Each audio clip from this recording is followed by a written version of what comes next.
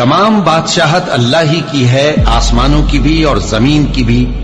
وہ جو چاہتا ہے پیدا کرتا ہے، جسے چاہتا ہے بیٹیاں عطا کرتا ہے اور جسے چاہتا ہے بیٹے بخشتا ہے، یا ان کو بیٹے اور بیٹیاں دونوں عنایت فرماتا ہے، اور جس کو چاہتا ہے بے اولاد رکھتا ہے۔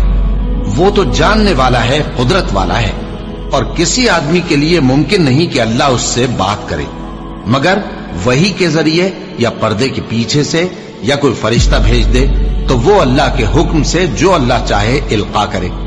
بے شک وہ بلند و برتر ہے، حکمت والا ہے۔ اور اسی طرح ہم نے اپنے حکم سے تمہاری طرف روح القدس کے ذریعے سے قرآن بھیجا ہے۔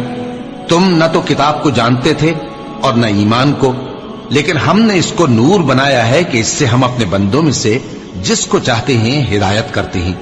اور بے شک اے نبی تم سیدھا رستہ دکھاتے ہو، یعنی اس اللہ کا رستہ جو آسمانوں اور زمین کی سب چیزوں کا مالک ہے۔ دیکھو سب کام اللہ کی طرف رجوع ہوں گے اور وہی ان میں